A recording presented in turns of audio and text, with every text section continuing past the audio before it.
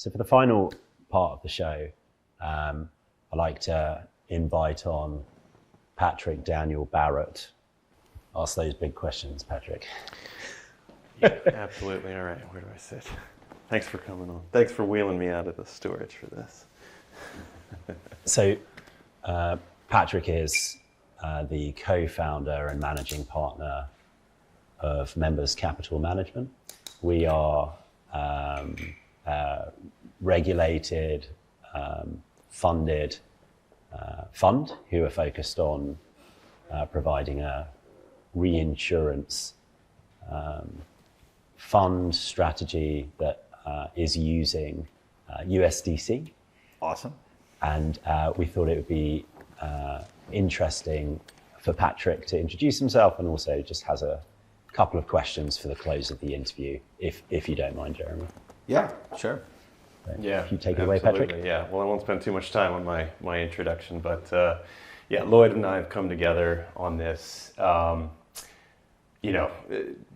about insurance as something exciting is not something you hear every day, but it is actually quite an exciting proposition, which is what's drawn us to this idea.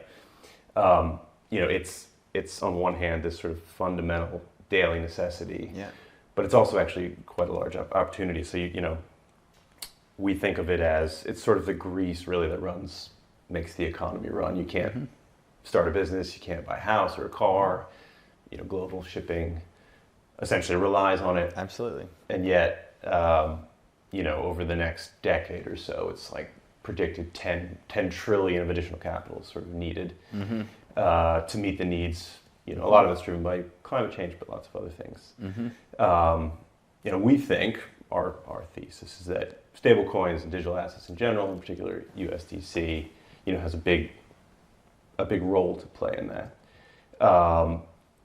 At the same time, there's a lot of work to do, and probably much higher sort of institutional adoption and comfort, let's say, with USDC is probably needed. So to use an example that everyone would kind of understand, like a Lloyd's of London, for example, the day when they aren't looking at it as a sort of exotic sort of crypto asset, but it's just the digital dollar and everything else is sort of abstracted away. Yeah. What sort of specific challenges do you think are on the road to that path? Well, I think it's a great example, like the application of stablecoins in what we think of as traditional financial products, right? So that could be trade finance, that could be insurance, that could be in collateral for a derivatives exchange. Like, there's lots of places where we need cash, and we need that kind of settlement, mechanism. So it's widespread, right? From my perspective, like the most important thing that's necessary is that digital dollars like USDC are deemed to be legal electronic money in the world.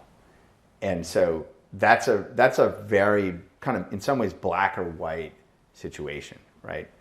So, for example,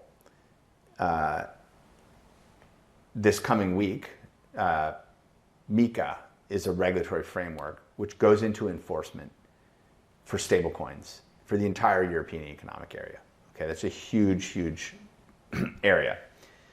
And with that, stablecoins, dollar stablecoins or euro stablecoins that are issued under the supervision of the banking authorities of the EU, those currency units will be legal electronic money in the European Union. That's a big deal. And what that means is that if I'm another financial institution, an insurance firm, for example, that I know exactly what this is, I know how to hold it on my balance sheet, I know how to account for it, I know what the actual fundamental risk of it is, and I have the assurances around it, and there's prudential supervision around it.